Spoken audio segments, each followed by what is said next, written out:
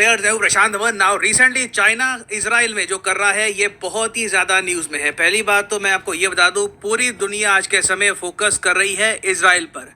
कुछ ही घंटों में या फिर हो सकता है कि कुछ ही दिनों में एक बड़ी न्यूज सामने आएगी कि इजराइल ने अपना ग्राउंड ऑफेंसिव स्टार्ट कर दिया है गाजा पट्टी में। यहाँ पर आप देख पाएंगे, ये आपको गाजा पट्टी दिख जाएगी।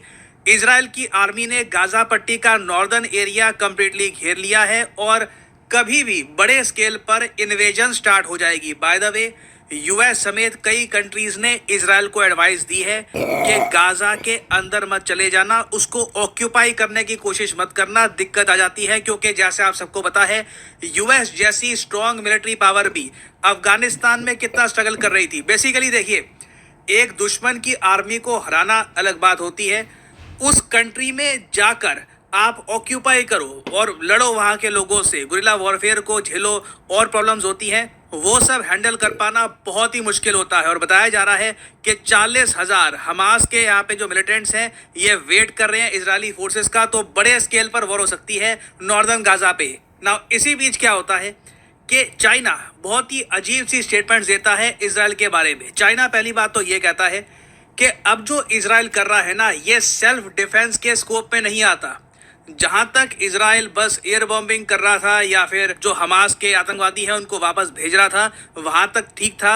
मगर अब जो गाजा को कब्जाने की बात कर रहा है ना इजराइल, ये इनके हिसाब से गलत है। और उसके अलावा चाइना ने ना अभी तक, मैं वैसे आपको ये बता दूं, जो भी निहत्थे इजरायली नागरिक मारे गए हैं, चाहे वो म्यूजिक कॉन्सर्ट वाले लोग हो या फिर जो हमास ने 5,000 के आसपास रॉकेट गिराए हैं पूरे इजराइल पर, उस दौरान कई जो निहत्थे लोग मारे गए हैं, इसकी निंदा अभी तक चाइना ने नहीं करी है। चाइना ने अभी तक ये नहीं कहा कि हमारी सहानुभूति उन फैमिलीज को जिन्होंने अपना फैमिली मेंबर खोया है या फिर हम इस दुख की घड़ी में इजराइल के साथ खड़े हैं। नहीं, चाइना की जो स्टेटमेंट्स आप देखोगे ना, उसमें कैटेगोरिकली ये लोग हमास के अटैक को कभी कंडेम, उसकी निंदा नहीं करते। उल्टा ये कहते हैं कि जल्द से जल्द 2 स्टेट सोल्यूशन करना चाहिए। तो इजराइल ने इसके रिस्पॉन्स में पहले तो ये कहा है कि चाइना का जो स्टैंड है इसको लेकर ये बहुत ही ज़्यादा डिसअपॉइंटेड है। बहुत ही अजीब सी स्टेटमेंट्स दी है चाइना ने इजराइल के इशू को लेकर, हमास के इशू को लेकर। और अब देखो, अभी मोस्ट रिसेंटली न्यूज़ ये भी आई है कि चाइना ने अपने नागरिकों को निकालने से भी मना कर दिया इस रीजन से। यहाँ पे मैं आपको आर्टिकल दिखाता हूँ। China tells pleading citizens in Israel to buy own tickets. जो भी चाइनीज नागरिक आज के समय इजराइल में फंस चुके हैं, उनको डर लग रहा है कि हमास जो रिटेलिएशन में और अटैक करेगा, उस दौरान ये मारे ना जाएं, कुछ इनको हो ना जाए, इनकी फैमिलीज को कुछ ना हो जाए। ये लोग प्लीड कर रहे हैं चाइनीज गवर्नमेंट को कि इंडिया अगर ऑपरेशन अजय लॉन्च कर सकता है। इवन यूएस ने भी जैसे रिसेंटली आपने सुना होगा, इमरजेंसी इवैक्यूएशन अनाउंस कर दी है अपने नागरिकों की। हालांकि बड़े स्केल पर नहीं कर रहे ये लोग, छोटे स्केल पर कर रहे हैं, मगर यूएस भी कहीं ना कहीं हरकत में आया है। चाइना से अभी तक कोई एक्सपेक्टेशन नहीं है कि ये अपने नागरिकों को बचाएंगे, क्योंकि इनकी तरफ से संकेत साफ साफ आ गया है अपने नागरिकों को खुद टिकट परचेज करो, एयरलाइंस का यूज़ करो और वापस चाइना में जाओ, यहाँ से बाहर निकलो। हम आपको बचाने के लिए खुद फ्लाइट्स इजराइल में नहीं भेजने वाले। इसके कई रीज़न हो सकते हैं। एक बड़ा रीज़न तो ऑब्वियसली ये है कि चाइना के देखिए इजराइल के साथ रिलेशंस ओवर द ईयर्स इतने ख़राब हो चुके हैं कि चाइना एक्सपेक्ट नहीं कर रहा कि इजरायली गवर्नमेंट हेल्प करेगी इनकी किसी ऑपरेशन में। तो थक हार के चाइना ने सिंपली ये कह दिया है अपने नागरिकों को कि खुद अपने लिए जो कर सकते हो वो करो, हम आपकी हेल्प करने के लिए नहीं आने वाले।